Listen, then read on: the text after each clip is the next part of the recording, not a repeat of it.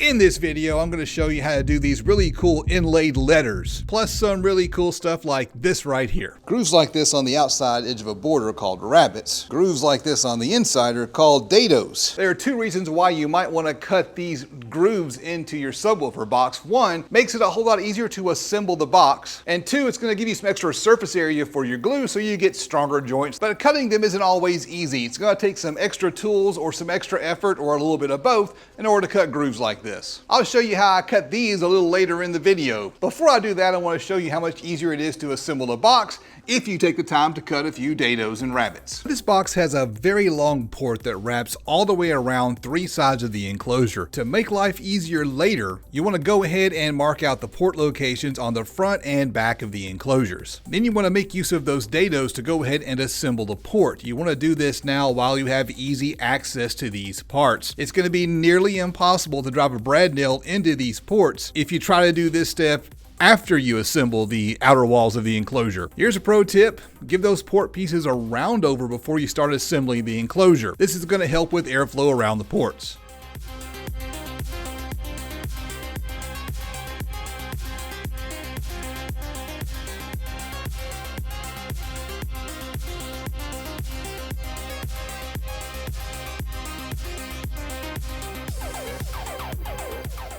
Now I usually bust out a bunch of clamps and use them as extra hands, and as you can see, I don't need them. These port walls all fit snugly into those dados. They even stay in place when I flip the box over.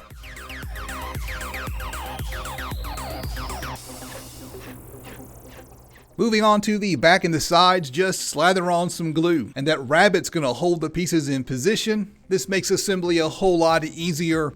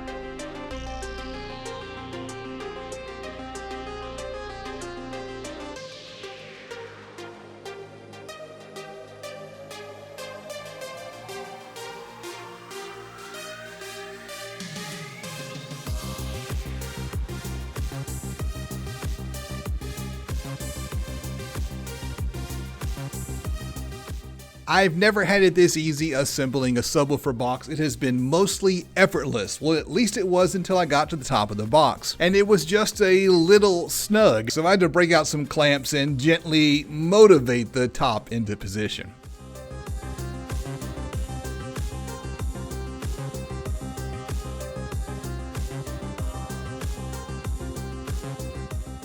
With the box assembled, I can say for sure that these dados and rabbets made this a much easier process. But there's always a but. Cutting those grooves takes extra effort and extra tools. So is the juice worth the squeeze? If you want to cut rabbets and dados, there are several ways to do it, and the best method is going to be a function of the type of tools you have available. If you've got a halfway decent table saw, you can use this right here. This is called a dado stack. It's got a pair of blades and a bunch of chippers and spacers. Just pull the normal blade off of your saw and slide these on till you get the desired thickness of your rabbet or dado. And then cutting a dado is just a matter of setting the depth of your blades and making a cut just like you would cut a normal cross cut on your saw. To cut a rabbet though, you need to first clamp a sacrificial board to your fence and then slide the fence right up against your dado stack. The tricky part is making sure it's all set up correctly with the correct blade height and width, etc., etc. Expect to put some effort into learning how to use it and setting it up. You can also cut these with a router. You don't even need a router table. You can just put a straight bit like this in your router and clamp on an edge guide to your workpiece and route out those dados and grooves. And the trick is taking the time and effort to get it set up correctly, make some test cuts, and make sure your router doesn't try to walk away on you when you're cutting. And of course, you can build various jigs and whatnot to help you do that. You can also use this straight bit right here to cut dados and rabbits on a router table if you have a fence just by running along the fence. Rabbits, of course, can be cut with a rabbiting bit. For this project right here, my rabbits are 3/4 of an inch across, so you'll need to spend some extra money on a really big bit that can pull that off. And I've tried all those methods. I've found the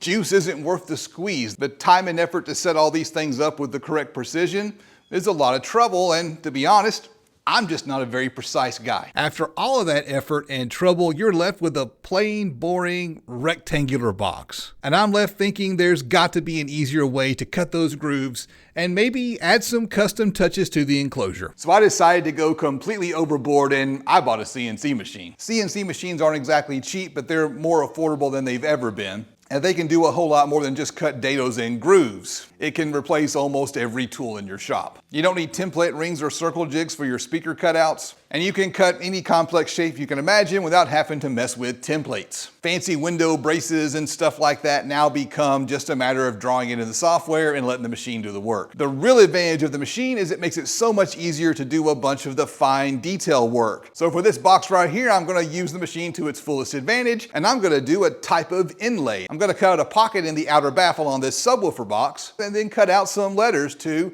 drop into the outer baffle. These letters are going to be painted white, and I'll wrap it in black carpet to get this nice high contrast. I've been saving up for this since about this time last year, and it would not have happened without the direct financial support of viewers just like you. So I need to say thank you to all of my patrons over on Patreon. $10 and up patrons get their name in the video, and $25 and up patrons like Bo, Timothy, God King Toro, JD America, Joaquin, and Jonathan Price all get a big shout out in the video. Thank you for your support. If you want to join them and support DIY audio content and get those awesome behind the scenes updates, then you can click on this link right up here and join them on Patreon. Here I'm hitting these parts with some gray primer. You definitely want to prime your MDF. That edge grain is going to soak up the paint like a sponge. You'll need several coats of the primer. Just like a router, you can swap out different bits on a CNC machine. Here, for example, I've used what's called a 90-degree V-bit to put a 45-degree chamfer on all of the shapes. While I had that bit in place, I went ahead and put a chamfer on the outside of the outer baffle, as well as the outside of the outer speaker cutout. A quick hit with a sander to clean up any glue squeeze out, and then you can attach the outer baffle.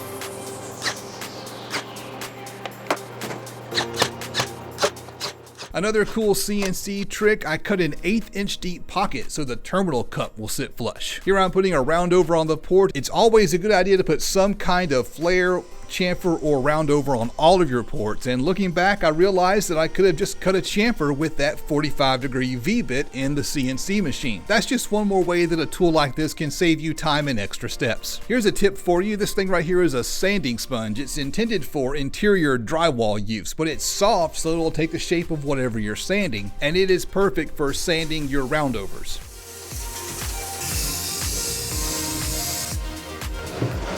For the carpet adhesive, I'm trying a new product. I'll follow up in a few months and let you know how well this stuff holds up, and if you want to check it out, there's a link down in the description.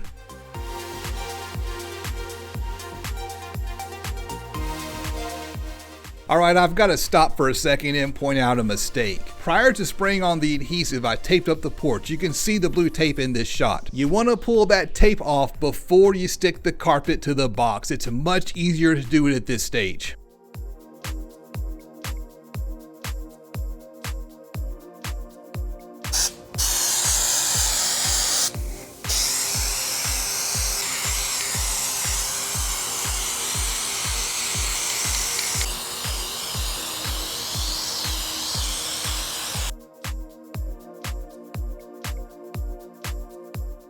I did it again. I don't seem to learn from my mistakes, so maybe you'll learn from my mistakes. You need to wait 5 minutes for the adhesive to tack up. Use those 5 minutes to pull the dang tape off the enclosure.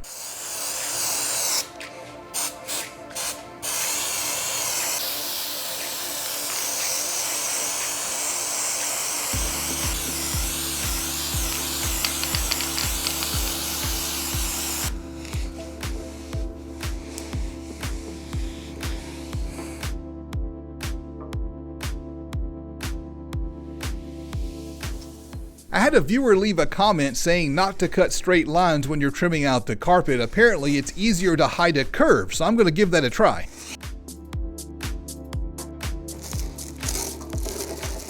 That worked great. I'm going to do that from now on. Next step is to trim the speaker cutout. And of course, try to pull off that blue tape that I should have removed a few minutes ago. After making some relief cuts in the carpet, I'm using this little wedge on the end of this utility knife to press the carpet against that outer baffle. Then it's just a matter of switching to the knife part of the utility knife and trimming off the carpet.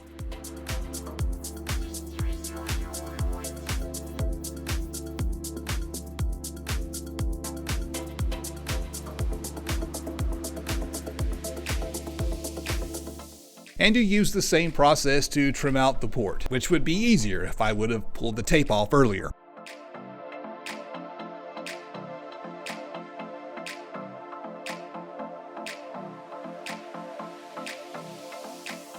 This tool here I'm using is kind of an oddball tool. This is actually a cake decorating tool. I'm using it to press the carpet into the cutouts for the lettering. I'll make sure to give you a link to this tool as well as any other tools that I use in the video down in the video description. The process is straightforward. Push a little, cut a little, push a little, cut some more, push some more, cut some more.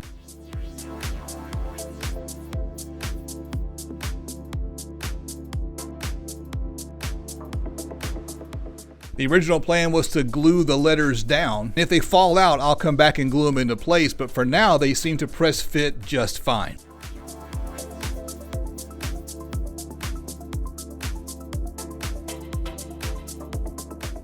For the sides, I use the CNC to cut a small groove in the carpet, and I'm going to use the wedge end of this knife to press the carpet into the groove, and then use that groove as a cutting guide for the knife.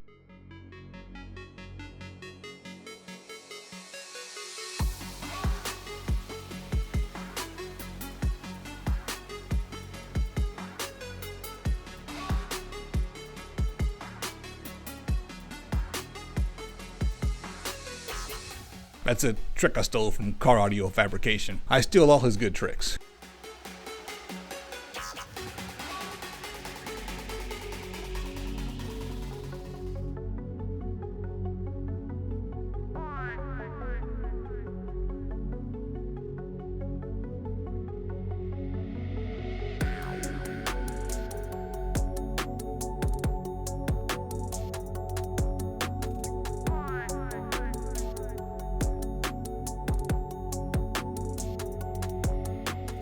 We are getting close to the fun part. I cannot wait to give this a test bump. This subwoofer is an 8-inch Savard high-Q subwoofer. It's a little thing, but it is beefy AF, and I'm really stoked to find out how it sounds. I did all the wiring off camera. There's not that much to it. It's just a dual voice coil sub with the 2 coils wired in parallel. And now one of the most important parts of any ported subwoofer enclosure build is to hook up the DATs and make sure everything's correct.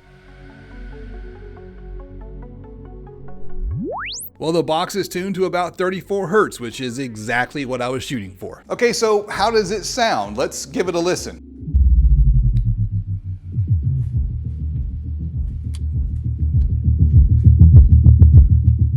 I like the way it sounds. I don't hear any distortion. I don't hear any chuffing, so that's what we're shooting for. It's not terribly loud, but it is a single 8-inch subwoofer. A single 8-inch subwoofer is not gonna blow your windshield out. It doesn't seem to have any trouble handling the power. The amp I'm using can easily pump out well over 700 watts into a 1 ohm load. I'm not even getting the coil hot. So this box right here has quite a bit of impedance rise, AKA box rise. And as long as I'm not clipping, I can just throw power to it all day long. I think this is the best looking box I've ever built. This CNC machine has just completely elevated my ability to get work done. And it's going to allow me to do things that I just wouldn't have the skill to do without it. And I can't wait to start the next project because it's going to be a big adventure.